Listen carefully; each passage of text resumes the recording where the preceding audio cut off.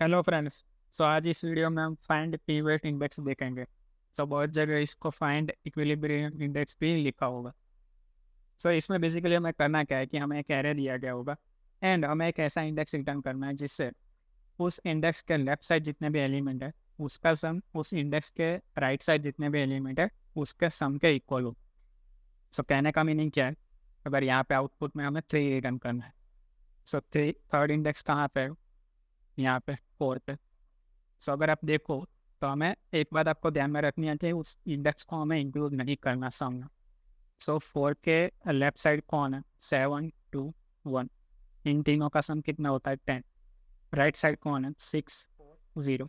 इन तीनों का सम कितना होता है? 10। दोनों का सम इक्वल है, तो उस इसलिए हम इस केस में हमारा आउटपुट 3 आएगा। ऐसा भी हो सकता है कि आपको सम ना भी नहीं मिले, ऐसा कोई इंडेक्स ना मिले जिससे लेफ्ट साइड राइट साइड का सम इक्वल हो, तो उस केस में आपको -1 रिटर्न करना है। कैसे करेंगे? ब्रूट फोर्स हमारा यही होगा कि हम सारे इंडेक्स के लिए ये चेक करें कि वो पीवोट इंडेक्स है कि नहीं। बेसिकली हमें एक लूप घुमाना 0 से लेकर n-1 तक। ये फैन भी एक तो बार बार बंद हो जाती हूँ। 0 से लेकर n-1 तक। अब हमें क्या करना है कि इस ith इंडेक्स के लिए हमें लेफ्ट साइड का सम निकालना है एंड राइट साइड का सम निकालना है। सिर्फ सिंपली ये चेक करना है कि सम इक्वल 4 है कि नहीं। बट इसमें प्रॉब्लम क्या है कि ये जो बाहर का लूप है वो भी गो ऑफ एन टाइम घूमेगा एंड ये दो लेफ्ट एंड राइट सम निकालने के लिए कंबाइन आपको भी गो ऑफ एन टाइम लगेगा। ओवरऑल ये नेस्टेड, ये जो लेफ्ट एंड राइट है वो आप हर एक इंडेक्स के लिए करोगे। ये जो बिग ऑफ एन है वो हर इंडेक्स के लिए आप लगाओगे एंड पूरा ओवरऑल आप पूरा लूप भी बिग ऑफ एन टाइम कमा रहे हो। तो ये नेस्टेड है, इसलिए हमारी time complexity big of n square हो जाएगी। एंड स्पेस कॉम्प्लेक्सिटी क्या होगी? तो इसमें हम कोई एक्स्ट्रा स्पेस यूज नहीं करेंगे, तो बिग ऑफ 1, 0 नहीं बोलना चाहिए, बिग ऑफ 1। सबसे पहले अब हमें ये जो टाइम कॉम्प्लेक्सिटी है हमारी एन स्क्वायर उसको रिड्यूस करना है। कैसे करेंगे? सो एक एक अप्रोच होता है लेफ्ट सम राइट सम नाम का, अगर आपने सुना हो तो। इसमें बेसिकली हम क्या करते हैं कि जो एरे का सम होता है लेफ्ट साइड से लेके एंड राइट साइड से लेके, वो हम ऑलरेडी एक एरे में स्टोर कर देते हैं। जिससे हमें फ़ायदा क्या होता है कि जो ब्रूट फोर्स में हमने देखा कि हम सारे इंडेक्स के लिए लेफ्ट सम राइट सम बार बार निकाल रहे थे एंड उसकी वजह से हमारी टाइम कॉम्प्लेक्सिटी इंक्रीज होकर बिग ऑफ एन स्क्वायर हो रही थी। बट वो एन स्क्वायर को रिड्यूस करने के लिए हम क्या करेंगे कि ऑलरेडी हम लेफ्ट सम राइट सम निकाल के रख लीजिए। कहने का मीनिंग क्या है कि अगर हमारा एक्चुअल एरे मान लो ऐसा है 7 2 1 4 6 4 0। लेफ्ट सम में हम क्या करेंगे, लेफ्ट साइड से ट्रैवर्स करते जाएंगे एंड सम स्टोर करते जाएंगे। तो 7 का फर्स्ट इंडेक्स है तो 7 ही आएगा। 7 + 2 9, 9 + 1 10, 10 + 4 14, 24 एंड 24 अगेन, क्योंकि 0 राइट सम में हम उल्टा करेंगे, हम राइट साइड से ट्रैवर्स करेंगे। तो ये तो 0 होगा, ये 4 होगा, ये 10 होगा एंड 10 + 4 14, 14 + 1 15, 15 + 2 17, 17 + 7 24। और ये तो हमने निकाल लिया। और यहाँ पे हमें आंसर कैसे मिलेगा? आपको ऐसा इंडेक्स फाइंड करना है जिस इंडेक्स के लिए लेफ्ट सम है, लेफ्ट सम राइट सम दोनों में वैल्यू सेम है। तो अगर आप देखो, वन सारे इंडेक्स लिख लो, तो जैसा हमें आउटपुट में रिटर्न करना है थर्ड इंडेक्स के लिए अगर आप देखोगे तो दोनों ही इंडेक्स पे 14 है। अब ऐसा क्यों हो रहा है? ऐसा इसलिए हो रहा है क्योंकि अगर आप ये लेफ्ट सम रिप्रेजेंट क्या करता है, लेफ्ट सम का थर्ड इंडेक्स क्या रिप्रेजेंट करता है कि एक्चुअल एरे में 0 से लेके थर्ड इंडेक्स तक का सम कितना होता है, यही तो ये दिखा रहा है। 14 का मतलब क्या है कि 0 से लेके थर्ड तक का सम 14 हो रहा है।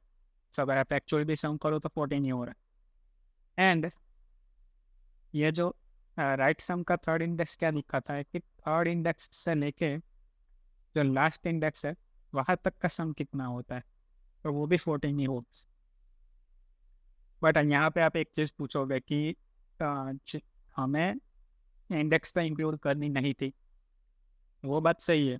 देखो, सम इक्वल हो रहा है एंड इंडेक्स की वैल्यू अगर हम इंक्लूड करें या ना करें, अगर हम इन दोनों में से जो 14 है, इन दोनों में से अगर 4 माइनस करेंगे तो अभी सम तो सेम ही आने वाला है।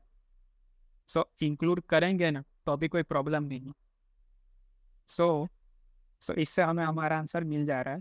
एंड इसकी time complexity and space complexity क्या होगी? तो सबसे पहले हमें लेफ्ट सम राइट सम निकालना पड़ेगा। फिर उसके बाद एक और लूप घुमा के ये देखना पड़ेगा कि कौन से इंडेक्स पे वैल्यू सेम है। तो ओवरऑल हमारी टाइम कॉम्प्लेक्सिटी अगर हम देखें तो 3n है, जिसको बेसिकली बिग ऑफ n बोल सकते हैं। एंड स्पेस कॉम्प्लेक्सिटी कितनी होगी? तो हम दो एरे मेंटेन कर रहे हैं, लेफ्ट सम एंड राइट सम। सो ये बेसिकली बिग ऑफ 2n, जिसको हम बिग ऑफ n भी लिख सकते हैं। सो ये अप्रोच थोड़ा ब्रूट फोर्स से अच्छा है, बट इसमें एक प्रॉब्लम क्या है कि स्पेस हमारी एक्स्ट्रा ऑक्यूपाइड हो रही है।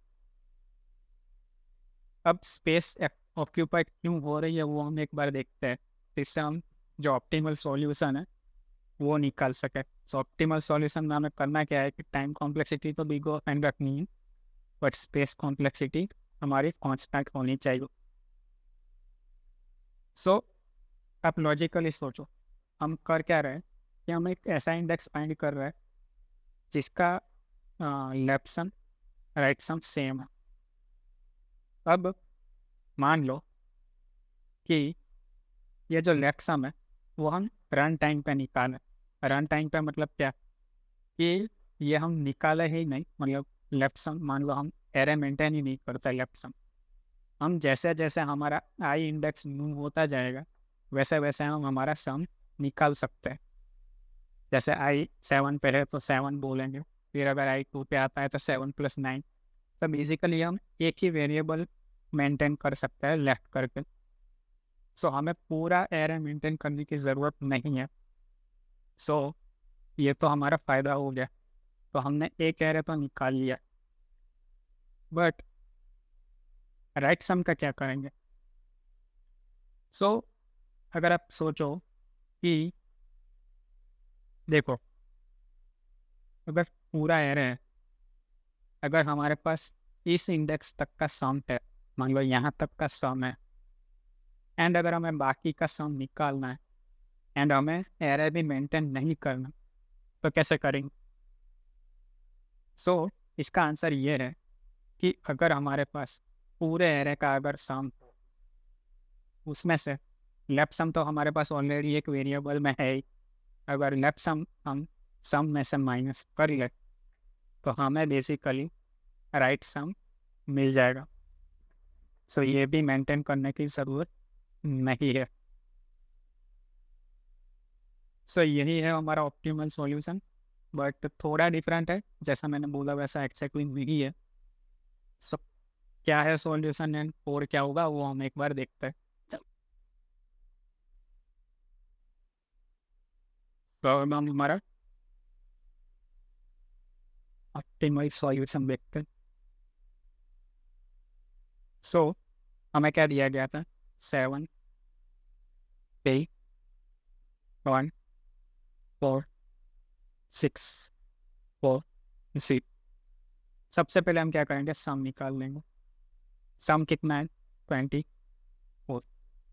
सो ये सम निकालने के लिए हमारी एक टाइम कॉम्प्लेक्सिटी लगेगी कितनी?